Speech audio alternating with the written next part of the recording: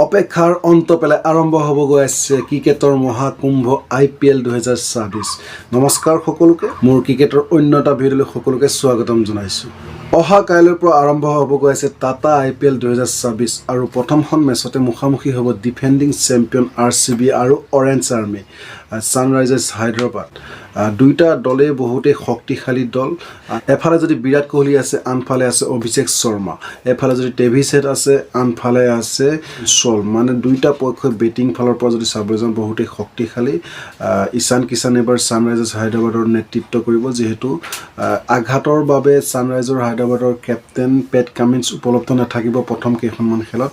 যদি আনফালে চাবলৈ যাওঁ ৰজত পাটিদাৰে RCB কেপ্টেইন কৰিব, যিহেতু তেওঁ যোৱাবাৰ উইনিং কেপ্টেইন হয় RCBৰ। এইবাৰো তেওঁই নেতৃত্ব কৰিব RCB। আৰু দুইটা দলৰ যদি চাবলৈ যাওঁ, দুইটা দলে বেটিং লাইনআপ কিন্তু খুব সুন্দৰ আছে। বলিং দুইটা দলে অলপ উইক বুলি ক'ব লাগিব। বেটিঙৰ ক্ষেত্ৰত দুইটা দলে বহুতেই শক্তিশালী।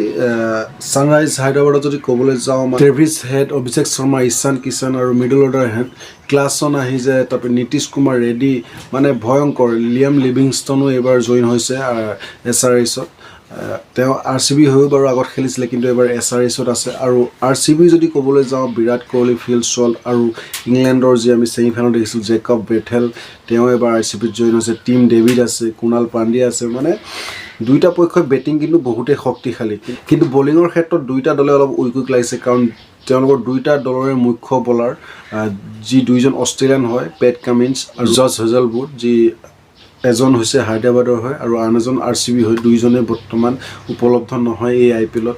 আৰু দুইটা দলৰ যদি আমি ইতিহাস চাবলৈ যাওঁ, দুইটা দলে IPL হিষ্ট্ৰীত কোনে কিমানবাৰ জয়লাভ কৰিছে, তাত কিন্তু SRHে বাজি মাৰি আছে। দুইটা দলৰ ভিতৰত বৰ্তমানলৈকে 25খন খেল মুখামুখি হৈছে IPLত।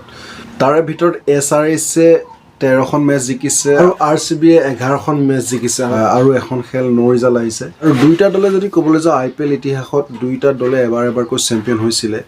ছানৰাইজাৰ্ছ হায়দৰাবাদো এবাৰ চেম্পিয়ন হৈছে, সেই 2016 চনত, আৰু RCBকে হৰুৱাই তেওঁলোকে চেম্পিয়ন হৈছিলে 2016 চনত। 2016 চনত যদি কথা ক'বলৈ যাওঁ, বিৰাট কোহলি খুব ভাল ফৰ্মত আছিলে, বহুত ৰান কৰিছিলে, কিন্তু তেওঁ শেষত ফাইনেলত জিকাবলৈ নোৱাৰিলে RCBক। তেওঁৰ নেতৃত্বতে খেলিছিলে RCB, তেওঁ কিন্তু ভাল ফৰ্মতে আছিলে, কিন্তু RCB জিকাব নোৱাৰিলে। আৰু SRHৰ হৈ বেন কাটিঙে মানে খুব সুন্দৰ খেলিছিলে, আৰু তাৰ ফলত RCB হাৰিব লগা হ'ল। ডেভিড ৱাৰ্ণাৰ কেপ্টেইন আছিলে SRH, আৰু তেওঁলোকে প্ৰথমবাৰৰ বাবে সেই খিতাপ দখল কৰিছিলে বেংগলোৰ ঘৰুৱাই। তাৰ আগতেও হায়দৰাবাদৰ নামটো যেতিয়া চেঞ্জ আছিলে ডেকেন চাৰ্জাৰ্ছ, তেতিয়াও জিকিছিলে বাৰু, কিন্তু নামটো যেতিয়া চেঞ্জ হ'ল ছানৰাইজাৰ্ছ হায়দৰাবাদ আহিল, তেতিয়া প্ৰথমবাৰৰ বাবে জিকিছিলে। আৰু RCB কথা সকলোৱে জানে, তেওঁলোকে যোৱাবাৰ এই খিতাপ দখল কৰিছিলে। বহু মানে ট্ৰল হৈ থাকে, এই চালাক কাপ নামটো এনে কিবা কিবি বহুত ট্ৰল হৈ থাকে। অৱশেষত যোৱাবাৰ তেওঁলোকে ট্ৰফি জিকিবলৈ সক্ষম হ'ল। আৰু অহাকাইলৈ চিন্নাস্বামী ষ্টেডিয়ামতে হ'ব খেলখন বেংগলোৰত। আৰু মোৰ মতে অহাকাইলৈ মেচখন বেংগলোৰ জিকিব লাগে, কাৰণ ঘৰুৱা পৰিস্থিতিত তেওঁলোকে ভাল খেলে। আৰু বেংগলোৰ চিন্নাস্বামী ষ্টেডিয়াম সকলোৱে জানে পিচখন ইমান এটা ডাঙৰ পিচ নহয়, সেইটো কাৰণে ৰান বহুত হ'ব পাৰে মোৰ মতে। যিহেতু দুইটা পক্ষতে বেটাৰ বহুত আছে, সেইকাৰণে ৰান বহুত হ'ব পাৰে। মোৰ মতে RCB জিকিব লাগে। আৰু আপোনালোকৰ মতে কোন জিকিব পাৰে অহাকাইলৈ মেচখনত, কমেণ্ট বক্সত জনাব। আৰু IPLৰ এনেকুৱা নতুন খবৰ পাই থাকিলে মোৰ চেনেলটো ছাবস্ক্ৰাইব কৰি ল'ব, আৰু যদি ফেচবুকত চাই আছে প্লিজ ফ'ল' কৰি ল'ব। ধন্যবাদ, সকলো ভালে থাকক।